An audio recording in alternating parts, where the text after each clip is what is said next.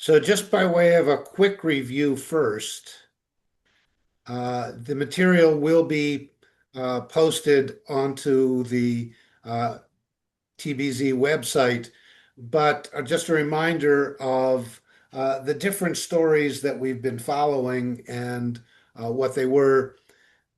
Chapter one of Exodus rather, was almost entirely the blue story. All of the midwives and everything else are pretty much the Northern Kingdom story, or the coastal people, however you want to, the E story, however you want to divide it up in the form critical view. And the only thing in chapter one, which is pre Moses, about the state of affairs for the Israelites in Goshen was uh, an editorial bridge from Genesis to Exodus saying, here's who showed up as far as the tribal heads, the sons of Jacob. And a Pharaoh said, let's kill all the boys, throw them into the water without any apparent justification or reason. Mhm. Simply, this was a thing that happened. Whereas the other story is the whole story of how and why it happened. Chapter two, then, is a balancing between uh, the here is the entire sum of chapter three verses, and it's difficult. Things are difficult, and they cry out to God.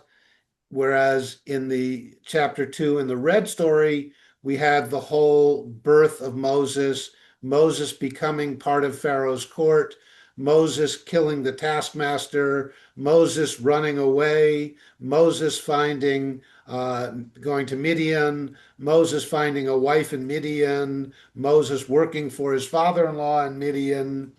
And then chapter three, we now get the appearance of Moses and the appearance of Moses with God. And in our one story that we read, we have the whole burning bush story. In the blue story, Moses simply shows up as the son-in-law of the Kohen of Midian, and Moses goes to the mountain of the gods, and God's call from the midst of a bush. And it would seem that in that story, this is simply the holy bush or the sacred bush or the praying bush at the mountain of the gods, or in later iterations, this bush is the singing bush of the three amigos, and Moses just is there. And we will get in chapter three then two different views of God's and Moses's encounter and Moses's challenge of what he has to do, where he goes, and who is this God that Moses should in fact follow. So, Rabbi, is this analysis still based on the distinction between the parts that use Elohim and the parts that use Adonai?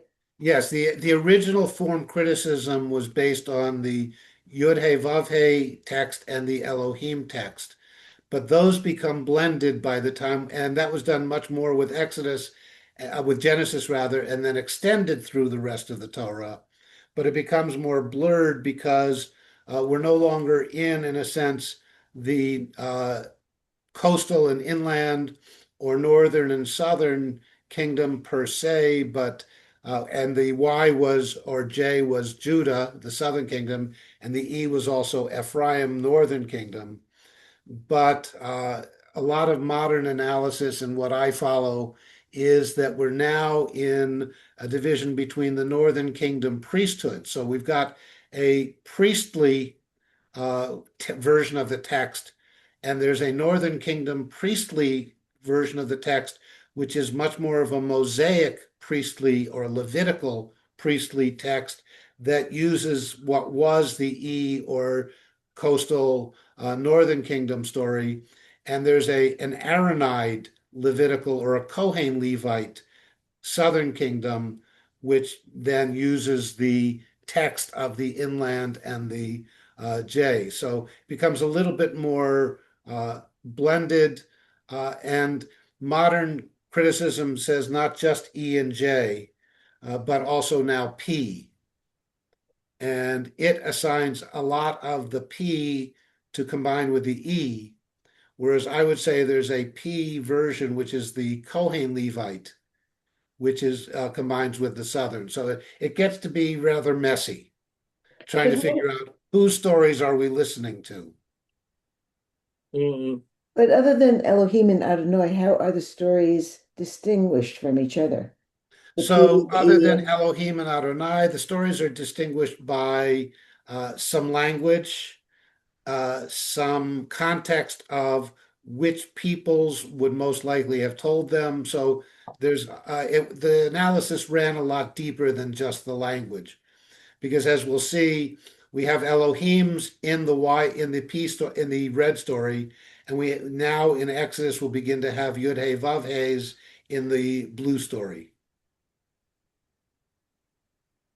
And thus, things like now, my question mark on the beginning of this week's portion, because there's debate among scholars as to whether this is really a red story or a black story or a sort of a edited blue story. I kept it red because it seems to flow when you look at the whole big story, it seems to flow better with the red story. But in any case, the text itself. Va'omar a'aleh etchem me'oni Mitzrayim el eretz hakanaani v'hachiti v'ha'emori v'haprizi v'hachivi v'hayevusi el eretz zavat chalav udavash. So the Va'omer is now God continuing to speak from where we left off in last week's in the verse 16. Moses says, what if they don't accept me? They're not listening to me. And how do I continue to prove that I'm your emissary? Va'omer, and God says, I will say, A'aleh, I am saying, A'aleh etchem, I will lift you, raise you up. I will bring you up from Oleh, going up. A'aleh etchem, I will bring you up. Me oni Mitzrayim, from the, and oni is the oppression, the affliction. It's the word that we use on Passover in the Aramaic, halachma anya. This is the bread of affliction.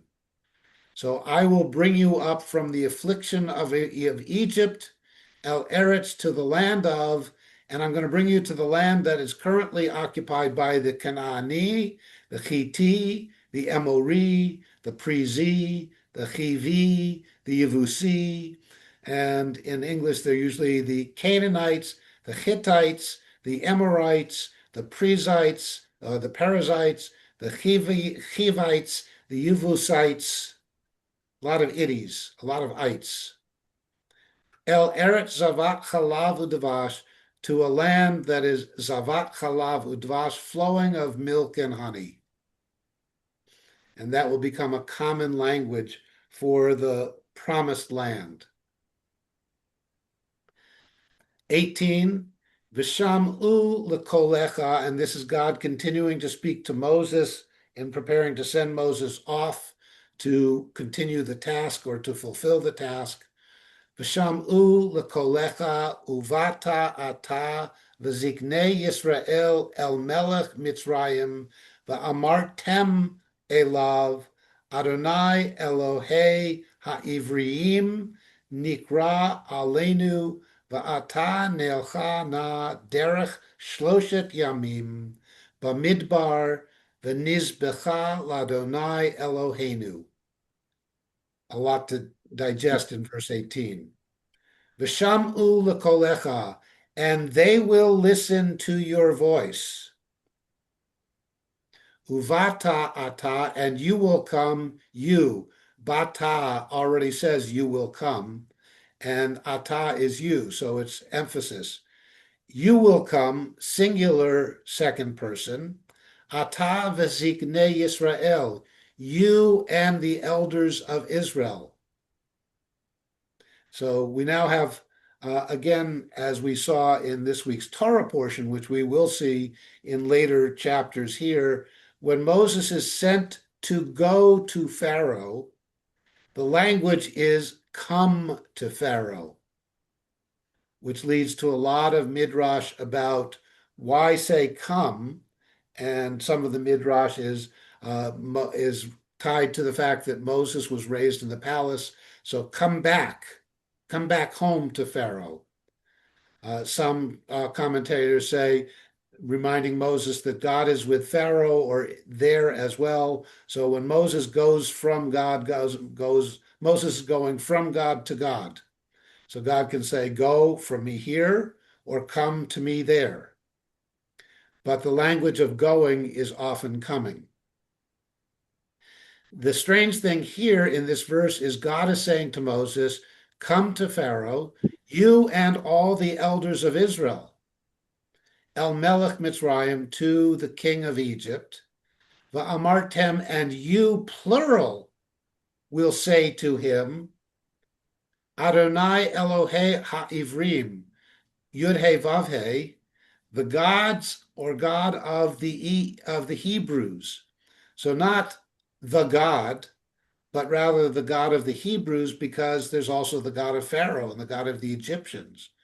So God is saying to Moses, go round up the elders, and all of you together go to Pharaoh, and you will all say to Pharaoh, to the king of Egypt, you will all say, plural the amartem, you will all say a love to him, that Yud He Vav He, the God of the Hebrews, Nikra Aleinu, appeared on us.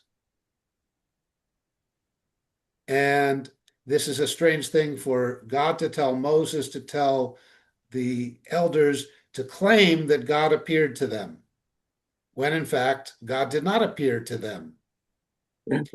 But they're supposed to say to Pharaoh, as a community, God came to all of us. God spoke to all of us. God called to all of us. God happened on all of us. Va'ata, and now they're supposed to say, Nelcha, which is first person plural, we will go. Nelcha na, we will go, please.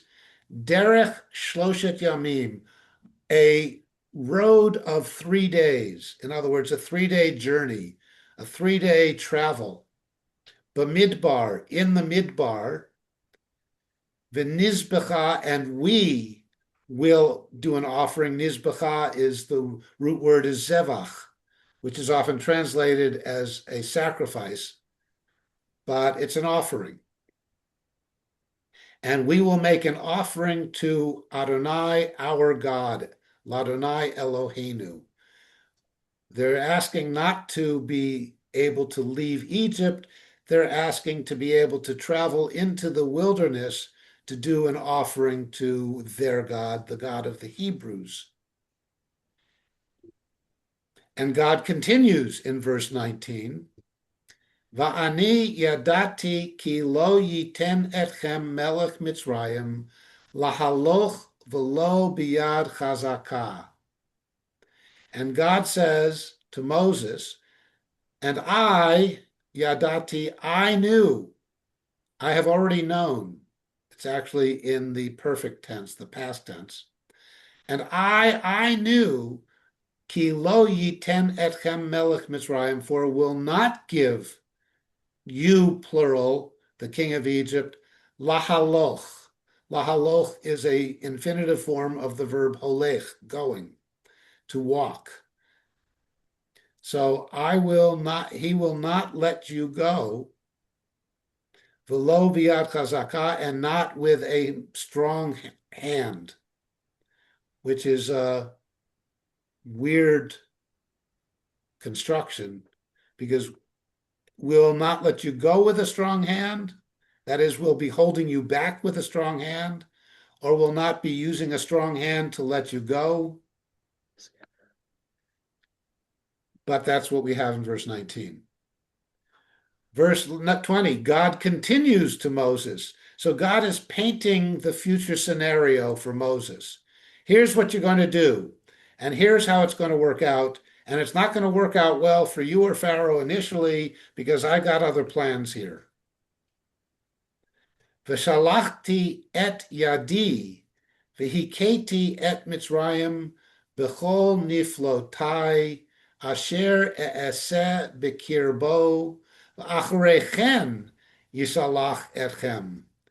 So this is where there's a lot of trouble for modern commentators and actually historic commentators as to why doesn't God simply say, go to Pharaoh and I will dispose Pharaoh to let you go? What's going on here? What is Pharaoh's role? What is God's role? What is Moses' role? Why does Pharaoh need, why does Pharaoh not let them go? And why does God then set this up for what we know in the future will be all of the plagues and everything? But at this point, God is simply spelling it out to Moses. This is what's going to happen. This is my plan. And this is how it's going to work out. V'shalachti et yadi, and I will send my hand. V'hiketi et Mitzrayim, and I will strike Egypt or smite Egypt or hit Egypt. The hiketi is caused to makah. Makah is a smiting or a striking or a hitting. We had, by the way, the makah back in the taskmaster when Moses hit or struck the taskmaster. So I will cause a smiting of Egypt, bechol niflotai, in all my wonders. So God's saying, I'm going to show you how strong I am. I'm going to show you my wonders. Asher e'eseh b'kirbo, that I will do in it, his midst. It or his, kirbo is here Egypt. So I'm going to do a lot of smiting in the midst of Egypt. V'achareichen, and only afterwards. Achareichen, literally after thus. So afterwards, Yishalach etchem, then afterwards he will send you out. Verse 21, V'natati etchen ha'am hazeh be'enei Mitzrayim, v'haya ki telechun v'lo telechu rekam. So interesting transition from 20 to 21. I'm going to go down there and I'm going to do a lot of striking of wonders and smiting in all of Egypt. And I will then give Egypt to have the people to look with you in favor. So they're going to have a favorable view after all of the suffering they've been through. So God is again saying, I've got the power to do all this stuff. And Egypt's gods don't have the power to do all this stuff. And that's going to be really, this whole red story is the clash between the gods or God or named God of the Hebrews and the God or gods and the Pharaoh God of the Egyptians. It's a little bit of heavenly warfare being played out on earth, which does smack to a lot of the ancient Near Eastern mythologies of the battles of the gods. I would say current ones also. So verse 22, V'natati, and I will give, chen ha'am hazeh. Chen is favor. It's the most common Hebrew biblical, when asking a favor of somebody, when you're asking somebody to do something, you say, Im matzati chen be'enecha, if I have found favor in your eyes. So if you look favorably upon me, then do me this favor. So ha'am hazeh, this people, so I will give favor this people, be'enei Mitzrayim. So I'm going to give the favor of this people, that is my Israelites, be'enei Mitzrayim, in the eyes of the Egyptians. So the Egyptians will now look favorably upon you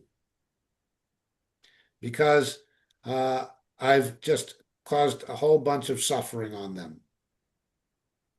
Or because they realize Your gods are better than their gods, so they're going to look favorably upon you because they want to curry favor with your God, not their gods.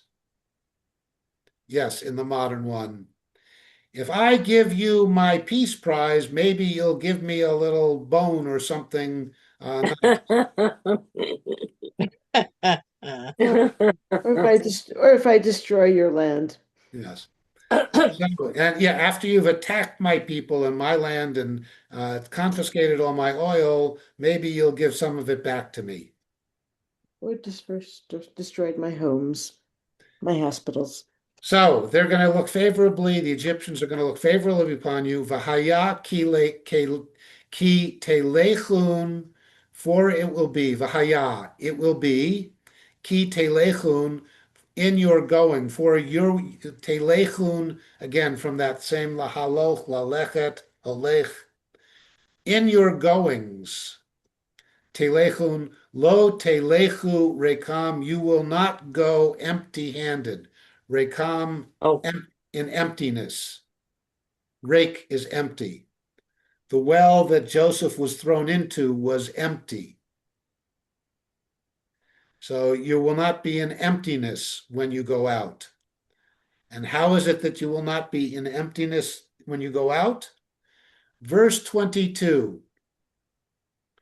V'sha'ala isha mishkenta umigarat beta clay chesef uchlei zahav usmalot v'samtem al b'nechem v'al benotechem v'nitzaltem et Mitzrayim. V'sha'ala, and she will ask, who is the she Isha, a woman, that is the wives of the Israelites.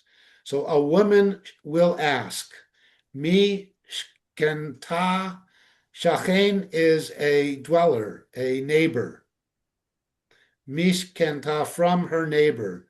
So a woman, or one could translate it each woman, but an Israelite woman will ask of her neighbor, which apparently is an Egyptian, which again is strange because they're living in Goshen on the other side of the river from the Egyptians. So who are their neighbors? And are they living in the Goshen ghetto, or are they living in the Goshen neighborhood, which is an integrated neighborhood? And that's not strange enough. Umigarat beta, and the stranger in her house. So apparently these Israelites have Egyptian maidservants and manservants. They have, or maybe the stranger is then other strangers that the Israelites have hired in their houses. But these are not poor slaves. These are now homeowners with servants. So we have a very different picture of who are these Israelites and what's going on.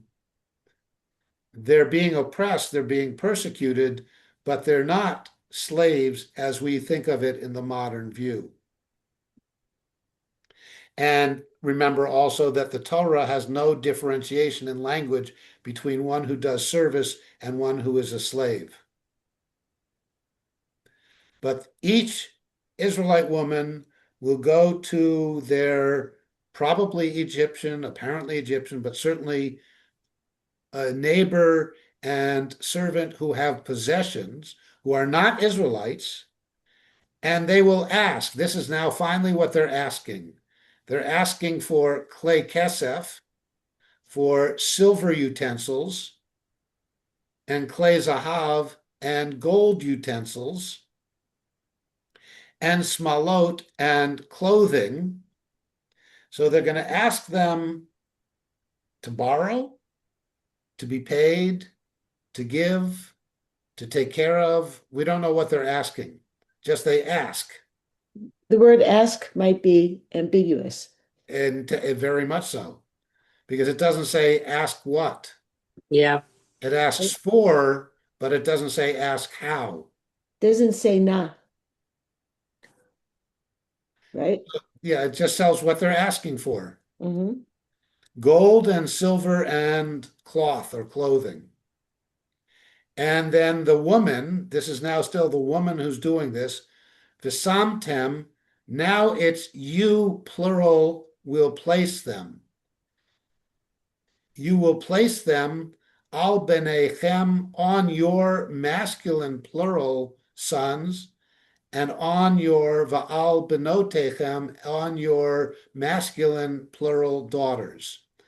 So the woman goes out and asks for all of this stuff, asks to borrow, we don't know what, asks from the neighbors and brings them all home.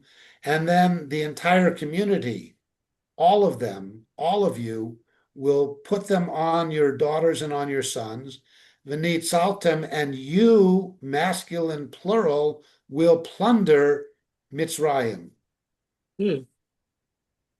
Wow. You will plunder Egypt.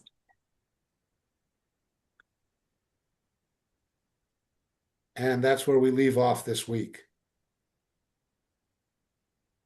Next week, what we're going to find is Moses' answer, Vaya'an Moshe. And Moses' answer is not, what's this business with plundering the Egyptians? Moses' answer is going to be, so how am I supposed to get this done? And this is what you'll be practicing reading for next week.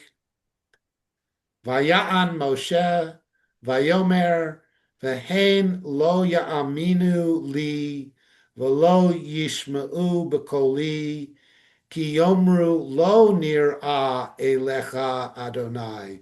We'll talk about this next week. Verse 2, you notice there's a section in brackets, and that's because the Torah has it listed as those three letters together, but the reading says to read it as two separate words, which we'll Nice. talk about next week. Vayomer elav Adonai, ma ze v'yadecha, vayomer mateh. 3. Vayomer hashlichehu artsa, vayashlichehu artsa. Vayehi lenachash, vayanos Moshe mipanav. Verse 4. Vayomer Adonai el Moshe, Shalach yadcha ve'echoz biznavo, Vayishlach yado, Vayachazek bo, Vayehi lemateh v'chapo. 5. Lema'an ya'aminu ki nir'a elecha Adonai Elohei avotam, Elohei Avraham, Elohei Yitzchak, ve'Elohei Yaakov. 6. Vayomer Adonai lo od havena yadcha v'chekecha, v'yaveh yado v'cheko, vayotziah v'hine yado mitzoraat kashaleg. And again, that kashaleg because we're at the end of a verse or a phrase or a sentence. 7. Vayomer hashev yado el chekecha, vayashev yado el cheko, vayotziah mecheko, v'hine shava kiv saro. 8. Vayehi im lo ya'aminu lach, v'lo yishma'u l'kol ha'ot harishon, ha'aminu, right, v'ha'aminu l'kol ha'ot ha'acharon. Hmm. So next week we have, again, a response not to what the plan is, but how to convince the people. And remembering that this week we talked about how Moses is supposed to go to the elders and say, come with me, and we will say God appeared to us. And Moses is now saying, but what if they don't do it? What if they don't believe that God appeared to me and aren't willing to go along with the plan and say, God appeared to us? So the question we'll be looking at next week in that text is, who are these two signs for? Are they for the Egyptian ruler, the king, the Pharaoh, or are they for the elders to convince them to go along with the plan? That will be next week's question. I thi- have you seen in Haggadah this part, the commandment to go loot? So the traditional Haggadah doesn't really play with that. The traditional Haggadah pretty much jumps into how we got down to Egypt. You know, very quick story. We got down to Egypt. We went down as a small number. We went that big, got big in there, and they oppressed us, and God wanted us to go. And then we get to the plagues. So we don't get a lot of this text in the Haggadah. Mm. It's sort of interesting. So much of what I've learned in this class is how all the Bible stories we grew up on do not appear in the text. Yeah. All, Yeah, all of the but midrashim are not in the yeah, text. but Yes. on the other hand, those stories omit parts of the Right. text. And then, yeah, the Haggadah, which literally is the telling. So therefore, Yeah. it's a midrash on Passover. The Haggadah is one giant collection of midrashim on Passover, is leaves out Moses completely. So therefore, it Yeah. leaves out anything of Moses doing anything, including all of these signs and wonders and miracles and Mm. arguing with God and appearing at the burning bush. Well, I don't know because I've never read the Orthodox Haggadah. Our Haggadahs were always oriented towards kids, and they told the story, but they Yes, did not tell the story of looting. yes, and Um, if you go, I don't know if you can find the full Chabad Haggadah online, mhm. but the Chabad Haggadah really takes from the traditional Haggadah and makes it fun. Oh, But you can also find some of the medieval Haggadot that have been reprinted, and I'm sure many of them are online as well now. Of course, they're all in Hebrew, so you have to really know what it's saying. If you want to know the traditional Haggadah, uh, yeah, I guess you have to start with Maxwell House Mhm.